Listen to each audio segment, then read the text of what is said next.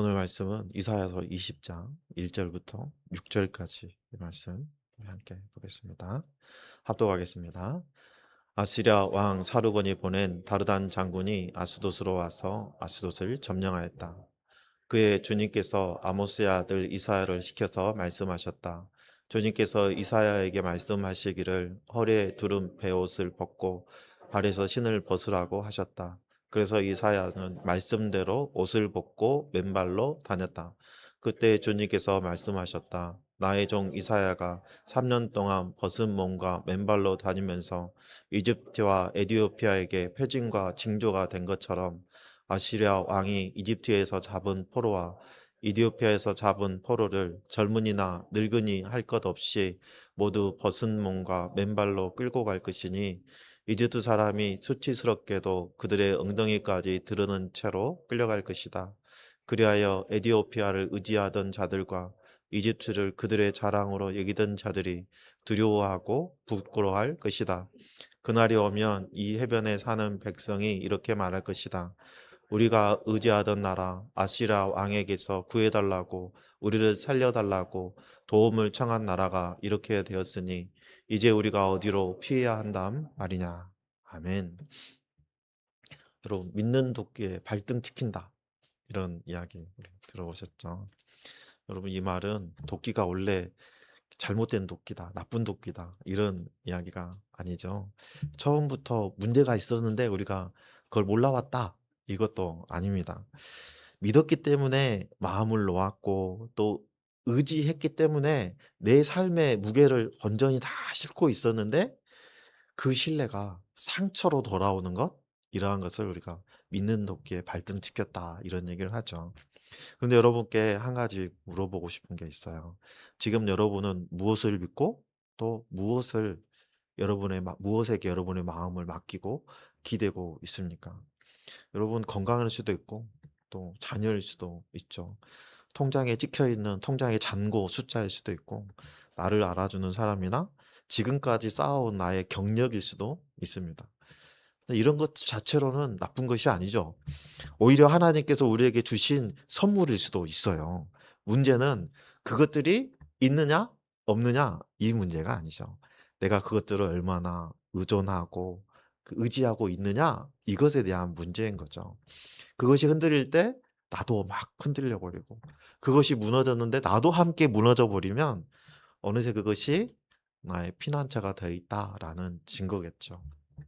오늘 20장 이 질문이 바로 유다에게 똑같이 던져지는 것입니다.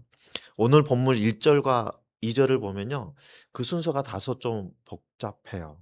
먼저 사건이 나옵니다. 이 1절의 사건이 이렇게 기록되어 있죠. 아시리아 왕 사르곤이 보낸 다르단 장군이 아스돗으로 와서 아스돗을 점령하였다. 아시리아의 다르단 장군이 아스돗을 점령했어요. 그리고 이어지는 2절을 보면요. 그의 주님께서 아모스의 아들 이사야를 시켜서 말씀하셨다. 주님께서 이사야에게 말씀하시기를 허리에 두른 배 옷을 벗고 발에서 신을 벗으라고 하셨다. 그래서 이사야는 말씀대로 옷을 벗고 왼발로 다녔다. 이렇게 기록하고 있죠. 여기서 그 해에 하나님이 말씀하셨다라는 것을 보면 사건이 일어난 후에야 하나님의 명령이 나온 것처럼 이렇게 읽혀질 수 있잖아요. 그런데 3 절을 보면 무려 3년 동안 이사야가 이 모습으로 표징을 보여주고 있었다라고 기록되고 있어요. 그래서 이 1 절, 2 절을 놓고 학자들 사이에 논쟁이 계속되고 있어요. 그래서 많은 주석가들은 이 아스돗이 점령되기 전 3년 전에 이미 이사야가 몸으로 이런 것들을 경고하고 있었다라고 이야기하고 있죠. 이 본문과 그 정확한 시간 순서를 확증하기는 쉬운 문제가 아닙니다. 그러나 분명한 건 있어요. 아스돗의 이 무너지는 사건과 이사야 선지자가 몸으로 보여주는 표징은 밀접한 관계가 있다는 것이죠. 이사야서는 사건이 터진 그 순간 또는 그 이후에 갑자기 등장한 예언자가 아니라는 겁니다. 이사야는 3년 동안 장차 포로로 끌려갈 그 모습을 자신의 몸으로 미리 보여주고 있었던 것이죠. 여러분 3 년입니다. 한두 달도 아니고 하루 이틀도 아니고 오늘 본문은 이사야 선지자의 심정을 단 한 글자도 기록하고 있잖아요. 얼마나 힘들었을까? 얼마나 수치스러웠을까? 얼마나 창피했을까? 이런 것들은 전혀 얘기하지 않고 침묵하고 있어요. 왜 그럴까요? 뭔가 보여주려는 것이 있기 때문에 이사야에 대해서 이야기를 안 하신 거겠죠. 뭘 강조하고 싶은 걸까요? 하나님이 말씀하신 것을 3년 동안 자신의 모습으로, 그 수치스러운 모습으로 보여주며 살았던 사람이 있다라는 것을 강조하기 위해서죠. 오늘 본문을 좀 더 잘 이해하기 위해서는 이 아스돗이라는 도시가 얼마나 중요한 곳이었는지 그걸 먼저 이해하는 것이 중요합니다. 여러분, 아스돗은요, 이스라엘에게 있어서 그냥 이웃 도시 이 정도가 아니었답니다. 이 아스돗은요, 반아수르 연대가 결성해서 맞섰던 연합 도시의 대표적인 도시였어요. 그래서 이 아스돗이 버티고 있으면 이집트도 버틸 수 있는 전초 기지 같은 곳이었거든요. 그래서 이 아스돗은 이집트의 도움을 바라면서 버티고 있었던 거예요. 그런데 오늘 본문은 뭐라고 합니까? 아스돗이 아수르에 점령당했다고 얘기해요. 이 부분에서 이집트가 아스돗에게 어떤 도움을 주었는지 기록되지 않아요. 오히려 도움이 주지 않았다는 것으로 우리가 판단할 수 있죠. 그러니까 아스돗의 함락은 단지 이웃 도시 하나가 아수르에 점령당했대 이 정도의 소식이 아니라는 거예요. 이집트를 의지했던 나라, 이집트의 도움을 간절히 바랬던 나라, 그 나라가 지금 무너졌다는 거예요. 유다 입장에서 보면 자신들도 이집트를 의지했던 나라잖아요. 그런데 내가 의지했던 그 결과가 바로 옆에서 실제 사례로 어떤 결과로 나타나는지 보여주고 있는 거예요. 여러분, 하나님의 일이라는 건요, 일이 다 벌어지고 난 다음에 뒤늦게 "그건 이런 일이야" 라고 설명하시는 분이 아니죠. 아스돗의 그 몰락과 이사야 선지자의 표징을 통해서 하나님은 유다 백성들에게, 또 해변의 백성들에게 장차 있을 그 진노에 대해서, 징계에 대해서 계속 말씀해 주고 있었어요. 우리는 종종 하나님은 침묵하신다라고 생각하잖아요. 근데 실상은 하나님은 계속 말씀하시고 표징을 보여주시는데 우리가 귀를 닫고 눈을 가려서 못 들을 수도 있다는 거죠. 여러분, 하나님께서 이제 직접 그 이사야의 벗은 몸에 대해서 해석을 해 주시거든요. 3 절과 4절 말씀을 다시 보면요. 나의 종 이사야가 3년 동안 벗은 몸과 맨발로 다니면서 이집트와 에티오피아에게 표징과 징조가 된 것처럼 아시리아 왕이 이집트에서 잡은 포로와 에티오피아에서 잡은 포로를 젊은이나 늙은이 할 것 없이 모두 벗은 몸과 맨발로 끌고 갈 것이니 이집트 사람이 수치스럽게도 그들의 엉덩이까지 드러낸 채로 끌려갈 것이다. 이렇게 해서 이사야 선지자가 미리 보여줬던 그 수치스러운 모습 그대로 이집트와 이디오피아 사람들이 포로로 끌려간다는 거예요. 그게 현실이 된다는 거예요. 그런데 이 심판이 이집트와 에티오피아에서 끝나지 않죠. 그들을 자랑하고 그들을 의지했던 사람들까지 그 여파가 확 미치게 되는 거죠. 그래서 5 절에 보면 오늘 본문의 핵심이 있죠. 그리하여 에티오피아를 의지하던 자들과 이집트를 그의 자랑으로 여기던 자들이 두려워하고 부끄러워할 것이다. 여기서 나오는 그 의지하던, 자랑으로 여기던 이 두 단어의 원어를 보면요. 이 두 단어가 밀접하게 딱 이렇게 고리처럼 연결되어 있는 걸 우리가 확인할 수 있는데요. 6 절에서 보면 이집트를 우리가 의지하던 나라 아스리아 왕에게 구해 달라고, 우리를 살려 달라고 도움을 청하던 나라라고 표현되어 있거든요. 그들은 이집트를 의지하고 이집트에게 나의 모든 생존권을 맡기면 이집트가 나를 보호해 줄 것이다 라고 생각하고 있었어요. 이집트를 그들의 피난처로 여기고 있었다는 것이죠. 우리가 살 수 있는 길은 거기밖에 없어 라고 생각했다는 거예요. 그러므로 그들을 의지했다, 그들을 자랑했다, 이거는요 단순히 외교적인 호감 정도가 아니라는 거예요. 완전히 자신들의 안전과 미래와 그들 백성들의 생명을 다 이집트에게 의존했다는 것이죠. 그런데 여러분, 이 이집트라는 나라가 당시에 어떤 나라였는지 아십니까? 당시 이 아스돗의 지도자였던 이 야만이라는 사람이 이집트로 도망을 왔어요. 이 망명을 온 거죠. 이 아스리아의 그 위협을 피해서 살기 위해서 도망왔단 말이에요. 그런데 아스리아가 이집트를 압박합니다. 이 야만이 내놓아라 하니까 이집트가 어떻게 했을까요? 순순히 내줍니다. 살기 위해서 이집트를 피했잖아요. 그런데 이집트는 자국의 안전을 우선하는 차원에서 야마니를 내준 거예요.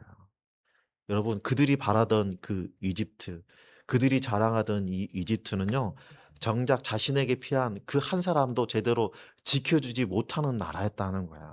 이것이 그들이 믿었던 도끼라는 것입니다. 세계 최강의 군사력을 가진 나라, 그들과 가까운 동맹이었던 나라. 누가 봐도 그들이 이집트를 의지하는 것은 합리적인 선택이었거든요.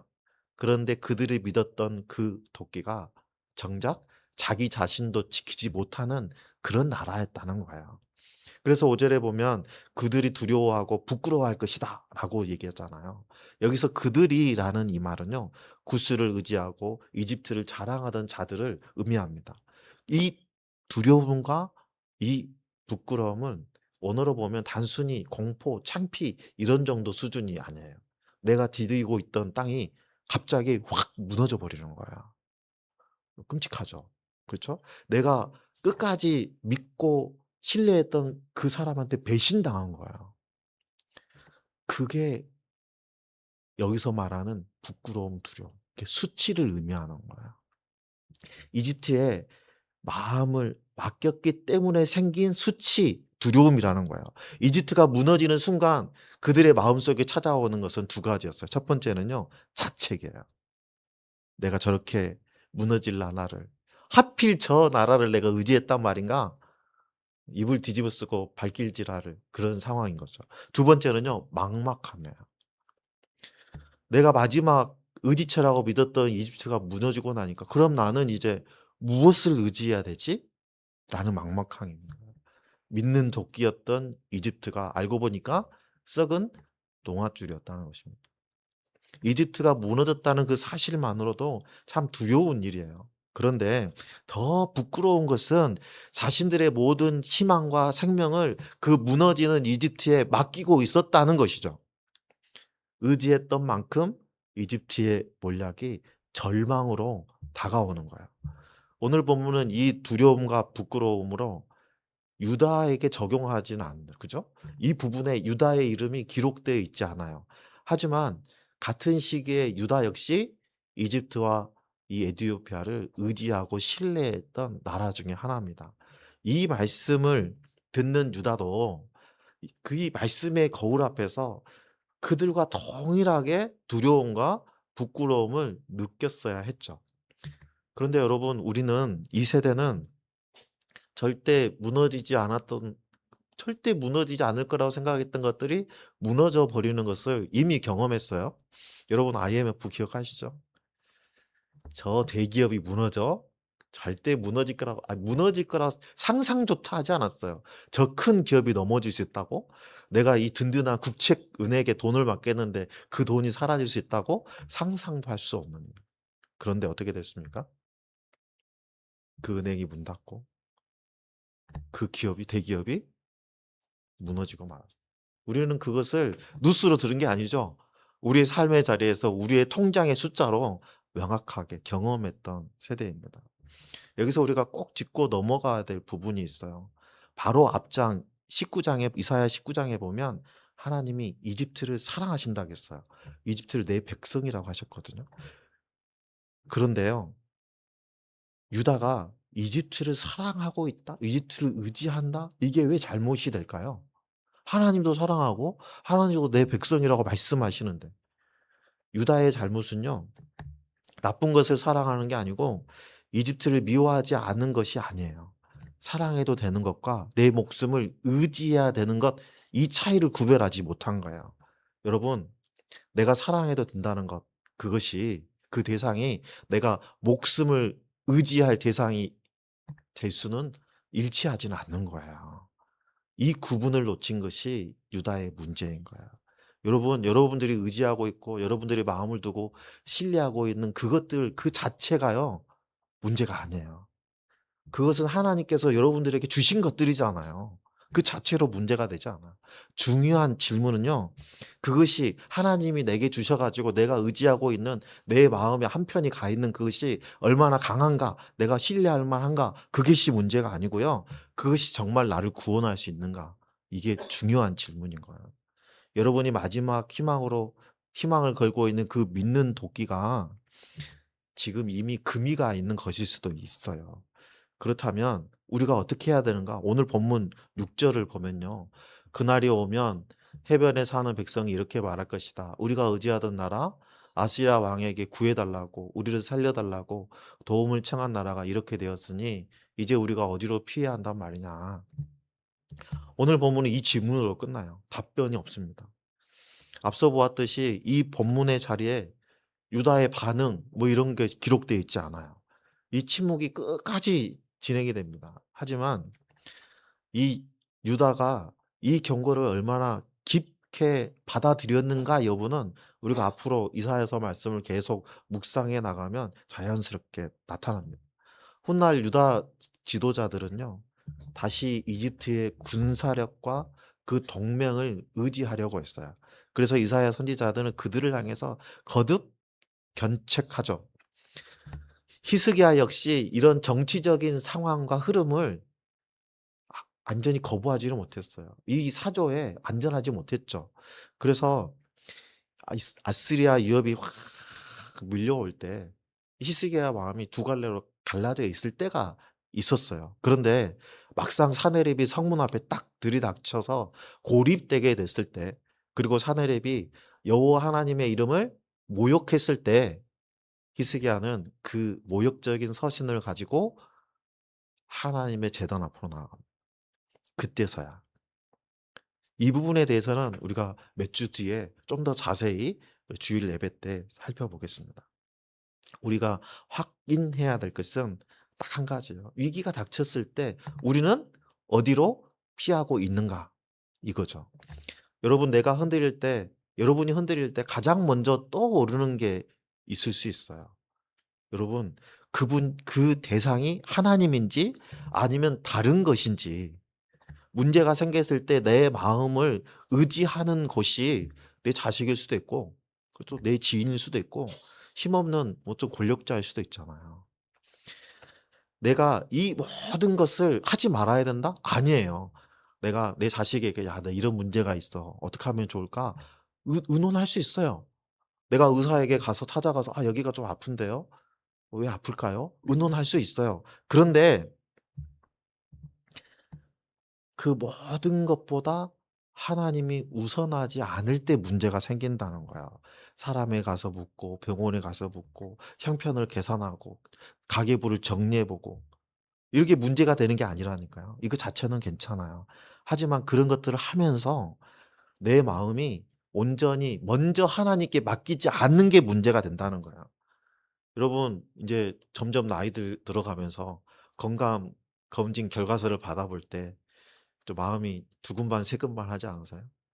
봉투를 딱 뜯어 가지고 쫙 펴고 정상, 정상, 정상 있으면 마음이 시원한데 가다가 노란색, 빨간색 딱 있으면 아 참 그러네. 그렇죠. 그걸 딱 보고 아 이게 좀 혈당이 굉장히 많이 높네. 이거 어떻게 하면 좋을까? 그것도 우리 네이버 창에다가 구글 창에 띄어서 공복 혈당 지수가 110 이면 나쁜 건가? 뭐 이렇게 찾아보잖아요. 여러분 그렇게 찾아보는 거 괜찮아요. 이게 자연스러운 거고요. 내 질병에 대해서 의사에게 가서 문의하는 것은 괜찮아요. 그런데 내 최종의 피난처, 그 마지막의 피난처가 과연 의사의 손인가? 하나님의 손인가? 이거를 지금 오늘 본문이 우리에게 물어보고 있는 거예요. 가정 안에서도 마찬가지예요. 여러분, 자녀를 사랑하지 않는 부모가 있습니까? 자녀가 잘 되기를 바라지 않는 부모가 있습니까? 부부 관계에 있어서 서로 사이가 안 좋아서 서로 왼수처럼 지내기를 희망하는 사람이 어디 있겠습니까? 그쵸? 여러분, 우리가 사이좋게 지내고 행복하게 살 길을 막 찾잖아요. 그 길을 찾는 게 잘못된 게 당연히 찾아야 돼요. 하지만 그 방법을 찾으면서 우리의 기준이 무엇이 돼야 된다? 하나님이 돼야 된다는 거예요. 내가 하나님을 사랑한다고 하면서 하나님의 손에 자녀를 온전히 맡기지 못하고 있다는 것은 최종적인 우리의 피난처가 하나님이 아닐 수 있다는 거죠. 자녀가 잘 되는 것과 자녀를 하나님께 맡기는 것은 다른 문제예요. 잘 되기를 바라면서도 여전히 내 뜻대로 자녀가 나아가기를, 자녀의 진로가 나아가기를 바라는 사람도 있잖아요. 자녀는 가수가 되고 싶은데 무슨 소리야? 의사가 돼야지. 밀어붙이는 부모도 있잖아요. 여러분, 내가 그 아이를 사랑합니다. 그럼에도 불구하고 내가 그 아이를 하나님 손에 맡길 수 있느냐? 이것이 중요한 문제예요. 우리가 삶의 자리에서 통장의 잔고의 숫자가 팍 나가지고, 한때는 제 통장 잔고가 120원, 150원 남을 때가 있었어요. 당장 은행 이자 내야 될 때는 며칠 앞으로 다가왔는데 마음 졸이고 막 힘들잖아요. 그죠? 그리고 참 내가 믿었고 사랑하고 의지했던 두터운 관계에 있던 사람들이 어떤 오해로 팍 깨지는 순간도 있잖아요. 이 정도면 괜찮아, 괜찮아. 이 정도면 괜찮은 것 같아. 했던 그 순간이 하루아침에 확 무너질 때가 있어요. 여러분, 그때 나는 어디로 피해야 될까요? 여러분, 이거는요, 어떤 도덕적인 결단, 신앙적인 결단의 그런 문제가 아니에요. 오늘 말씀에 내가 정직하게 한면 직면해봐라, 대면해봐라, 이런 내용이에요. 내가 지금 믿고 있는 도끼가 무언가 오늘 이 자리에서 하나님 앞에 솔직하게 비추어 보라는 거야. 그것이 오늘 우리 말씀이 우리에게 주는 숙제입니다.